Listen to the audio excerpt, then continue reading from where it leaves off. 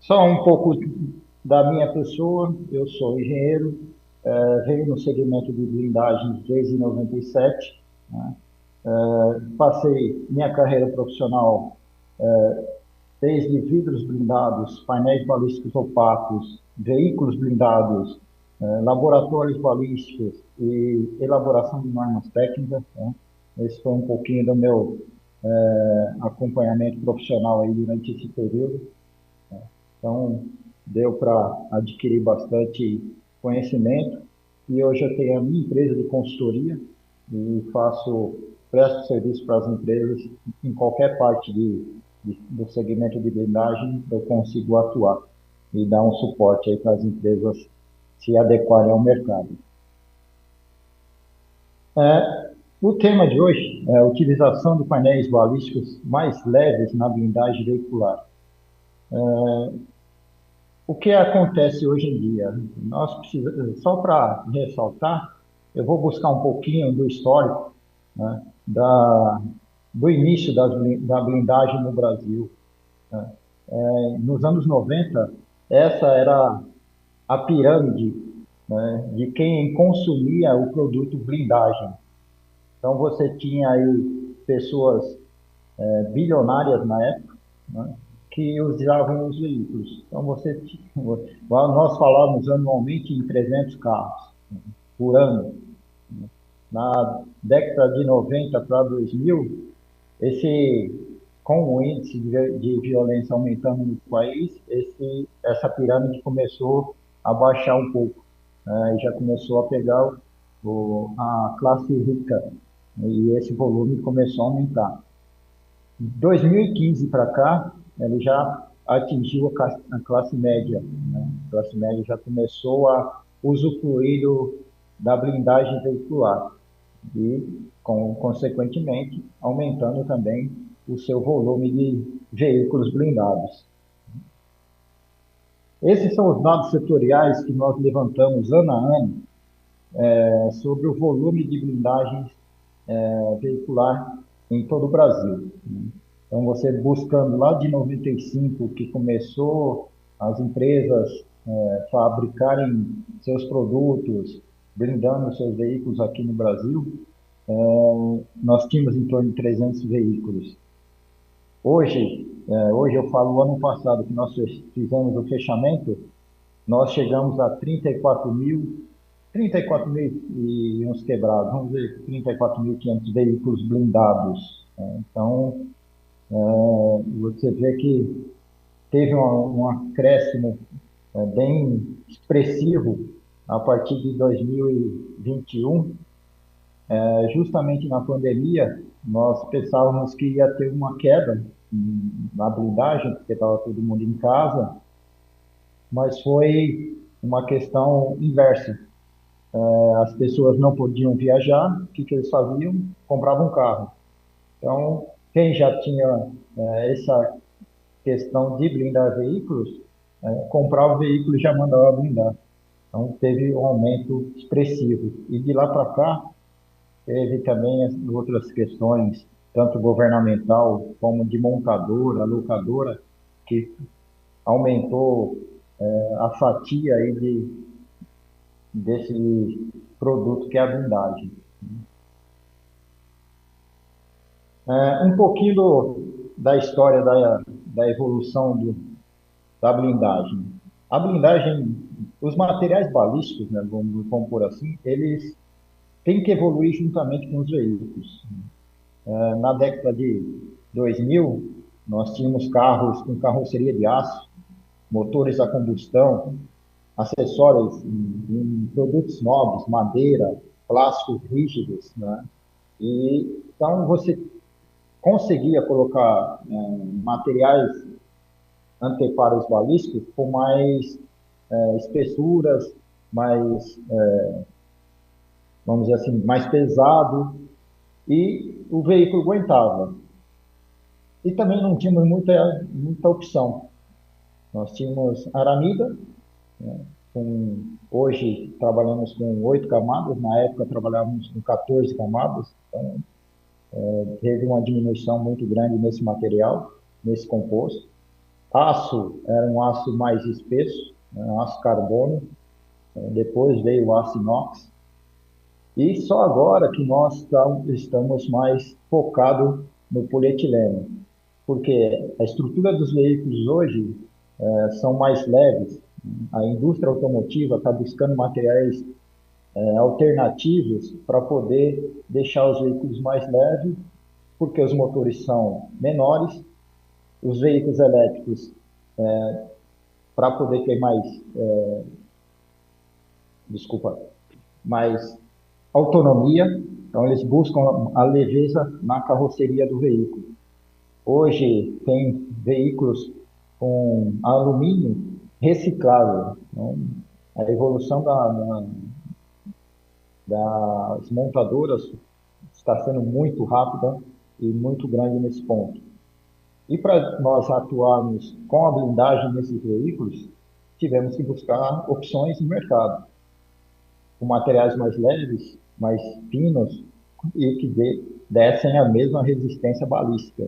Nós não podemos só pensar em diminuir peso e diminuir espessura de material sem manter a resistência balística, que é o foco da blindagem. Então, nesse ponto, o polietileno ele tem um excelente efeito de resistência balística. Só para falar um pouco do polietileno, que é o polietileno UHNWPE.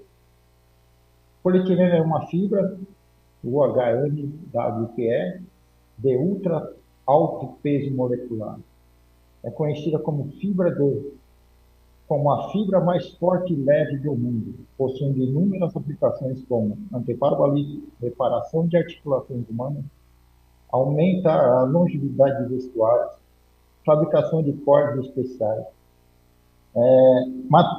vestuários muito utilizado em vestuários para corporações militares, exércitos, marinha, equipamentos esportivos também são muito utilizados, cordas para poder ancorar navios, né? Então, o polietileno ele tem uma resistência muito boa. Uma força elevada, numa base de peso por peso, o polietileno é 15 vezes mais forte que o fio de aço. Então, se você colocar ele, a avaliação dele num teste de força, ele tem 15 vezes mais força que um fio de aço, na mesma espessura. Peso, tamanho por tamanho, um cabo feito com polietileno é 8 vezes mais leve que um cabo de aço. Então, isso ajuda também, né, em fazer ancoragem de navios, fazer sistema de cabeamento para fibra ótica. Então, tem uma ajuda aí muito boa com o polietileno. Resistente à água, polietileno é hidrofóbico e não absorve água, porque significa que permanece leve ao trabalhar em condições úmidas. Então, se você pegar uma corda de um navio, imagine uma corda de ancorar um navio ainda molhada ainda, né? Então, se já é pesada, imagine ela úmida. E para a própria blindagem também, ela tem um efeito muito bom, que ela repele água, né? Então, não fica acumulando água e absorvendo aquilo ali para poder desfazer a compactação das placas. Flutua, o polietileno tem uma densidade específica de 0,97, o que significa que flutua na água, né? Para a fabricação de caiaque, navios, essas outras embarcações, né, de excelente execução. Resistência química, o polietileno é quimicamente inerte e funciona bem em condições secas, salgadas e úmidas. Então, voltando à parte de navios, é excelente, bem como outras situações onde os produtos químicos estão presentes. Resistentes a raios ultravioletas, então, resistência a raio ultravioleta, possui boa resistência à fotodegradação, mantendo seu desempenho quando exposto ao UV. Existem dois modelos, né, vamos dizer assim, dois produtos que são utilizados na blindagem balística. Um deles é o GeoSpin, que eles têm marca registrada como Dyneema e Spectra. Esse GeoSpin, ele é fabricado de uma forma que ele se torna um fio. Tá? Então, todo o processo de extrusão dele chega a um formato e ele vai formar um fio. E esse fio depois ele vai sendo compactado para poder formar as placas balísticas. Extrusão em estado sólido, que é as fitas, que tem como um produto principal o tensilo. Ele é utilizado apenas em blindagem rígida. Então, se você tiver uma placa para fazer um escudo, um capacete, esse é o mais recomendado.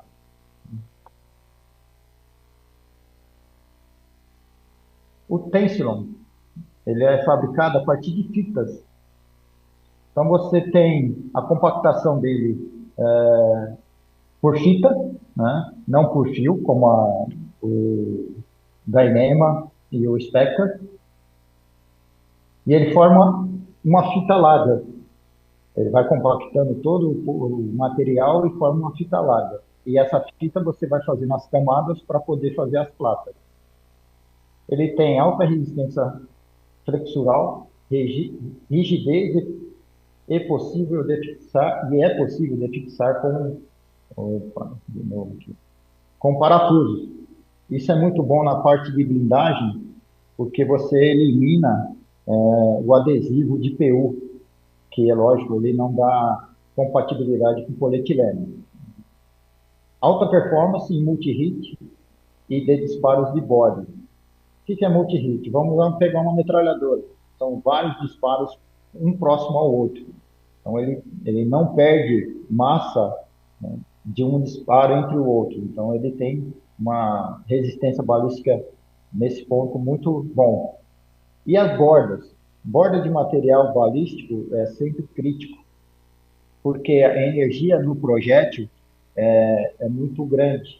Se você não tem uma boa fixação nas bordas, ele, vamos dizer assim, solta essa borda do material balístico e o projétil vai conseguir penetrar na blindagem, correndo o risco de machucar alguém. Então, o material balístico ele tem que ser muito bom nas bordas também.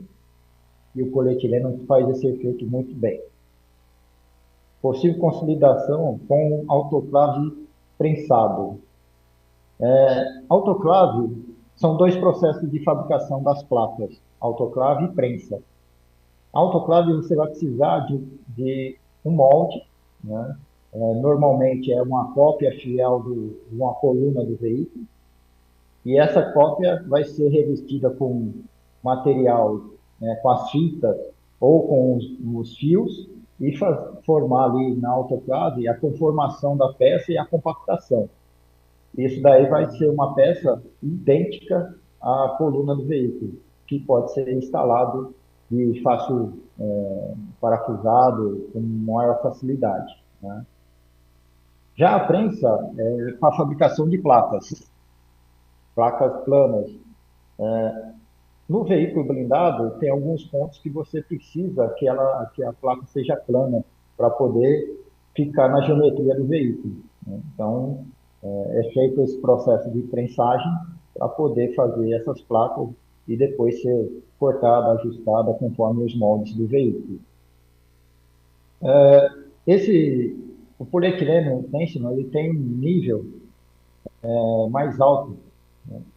No, como monolítico, ele tem o nível 3, que você consegue fazer nível de blindagem, nível 3, né?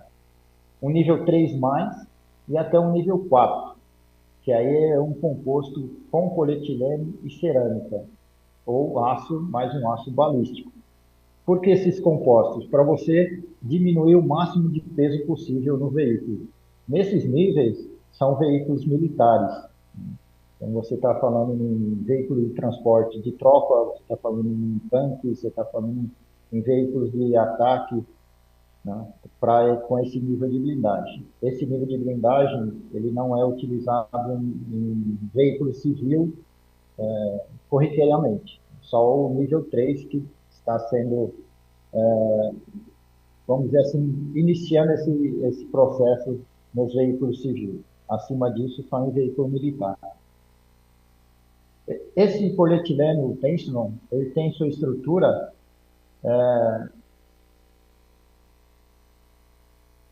essas camadas aqui, 0,90, 0,90, são a quantidade de fios que você vai encontrar em cada lâmina, em cada fita. Então, ela tem aí essas denominações para poder atender cada especificação de material que você vai utilizar. Se é uma placa, se é um escudo, se é um painel balístico para o colete, né, ou um capacete. Então, ela tem essas estruturações aí. A gramatura dela vai de 215 a 109. A resistência flexural dela é alta. Então, o que é essa resistência flexural? É a absorção de impacto que ela vai ter. Então, o projeto vai pegar na placa e ela vai resistir toda a energia mecânica que o projeto vai estar transferindo para ela. Aplicações: escudo, capacete, blindagem veicular, inserts, placas, é bem variável. Esse é o polietileno gel spin. Os benefícios para o usuário é uma solução mais leve, de alta performance balística, aumenta o conforto, agilidade e a flexibilidade quando for fabricação de colete, leveza e alta performance quando o painel rígido, aumenta o índice de sobrevivência em situações de risco. Essas figuras mostram como são feitas as camadas, né, de cada fio. Tá? Cada fio ele vai ter quatro, no composto para painéis rígidos, ele vai ter quatro camadas de fio, né, entrelaçadas. Né? A gente chama de unidirecional. Isso é um fio, né, para vocês terem uma ideia. Esse daqui, que ele leva um interlace de plástico, ele serve para colete. Por quê? Ele só tem duas camadas, mais um interlace de plástico, porque ele vai ser feito uma costura. Então, ele tem outra função. O colete ele tem que ser flexível para encaixar no corpo do agente e ter a mobilidade. Eu não posso fazer um colete com uma placa rígida, porque senão ele fica travando a ação do agente. Então, esse é o polietileno gel spin.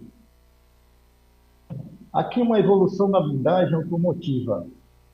Como eu comentei no início, no passado usava muito aço, a manta com maior espessura. Hoje, com o uso do polietileno, nós tivemos ganhos expressivos na parte de peso nos veículos, né?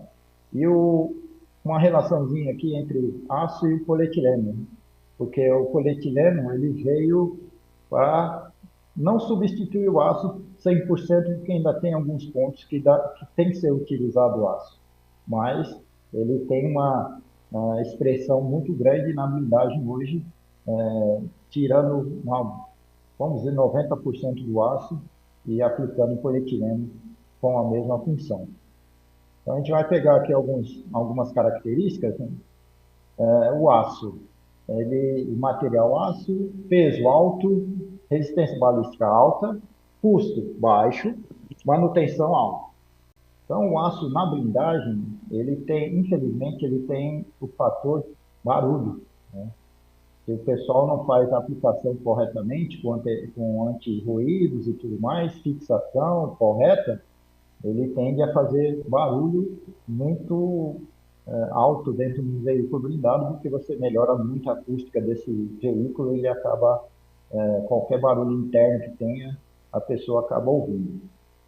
Já o polietileno, o peso é baixo, a resistência balística é alta, o custo, infelizmente, hoje ainda é alto, mas a manutenção é baixa, porque o polietileno ele não, é um plástico, ele não tem uma questão de barulho, né?